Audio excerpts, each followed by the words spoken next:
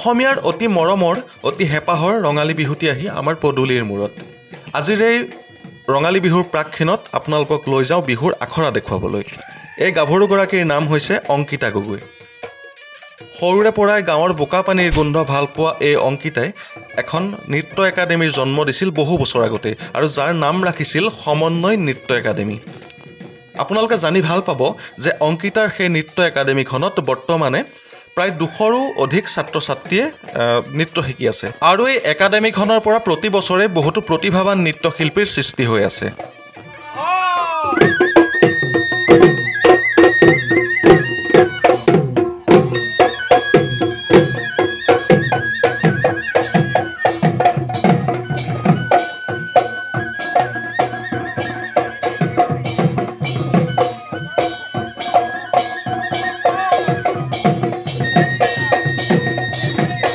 অসমীয়া কৃষ্টি সংস্কৃতিৰ যি এই ধাৰা, সেই ধাৰা ভৱিষ্যত প্ৰজন্মৰ শিৰাই শিৰাই প্ৰবাহমান কৰিবৰ কাৰণে অংকিতাৰ যি এই প্ৰচেষ্টা সঁচাকৈ প্ৰশংসনীয়।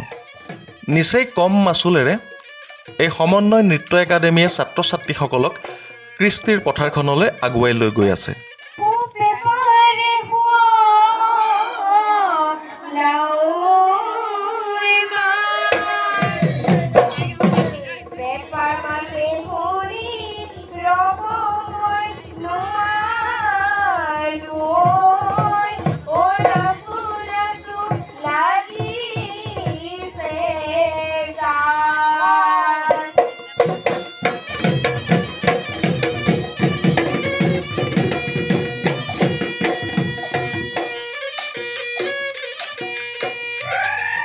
আপুনি যদি আপোনাৰ সন্তানক গীত নৃত্যৰে পাৰ্গত কৰি তুলিম বুলি ভাবিছে, তেনেহ'লে আপোনালোকে সমন্বয় নৃত্য একাডেমীৰ লগত যোগাযোগ কৰিব পাৰে। শেহতীয়াকৈ সমন্বয় নৃত্য একাডেমীত যোগ প্ৰশিক্ষণৰো ব্যৱস্থা কৰা হৈছে, যাতে আপোনাৰ সন্তানৰ শাৰীৰিক উৎকৰ্ষ সাধন হয়।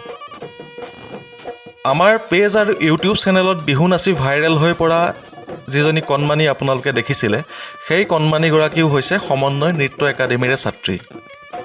বিহুৰ কাৰণে তেওঁলোকৰ যি 7 দিনীয়া আখৰা, সেই আখৰাত আমিও এদিনৰ কাৰণে উপস্থিত আছিলোঁ, আৰু সেই সময়খিনি বৰ ভাল লগা সময়, বৰ ধুনীয়াকৈ পাৰ কৰিছিলোঁ সেই সময়খিনি, আৰু তাৰ কেইটামান মুহূৰ্ত আপোনালোকৰ মাজলৈ আগবঢ়াই দিছিলোঁ।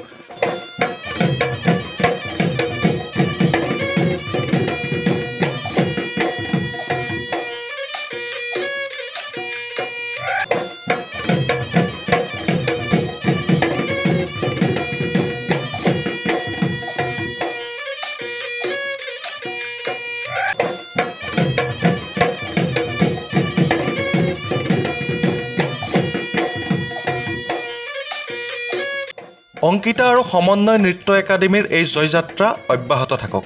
আমাৰ টীম শংকৰজ্যোতিৰ তৰফৰ পৰা তেওঁলৈ অশেষ শুভকামনা জনালোঁ।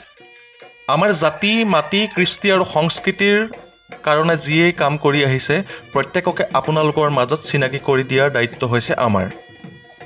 ভিডিঅ'টোৰ শেষত আমাৰ ইউটিউব চেনেল আৰু ফেচবুক পেজৰ প্ৰতিজন দৰ্শকলৈ ৰঙালী বিহুৰ আগতীয়া শুভকামনা জনালোঁ। পুনৰ এটা নতুন ভিডিঅ'ৰ সৈতে আপোনালোকক আকৌ লগ পাম। জয় আই অসম।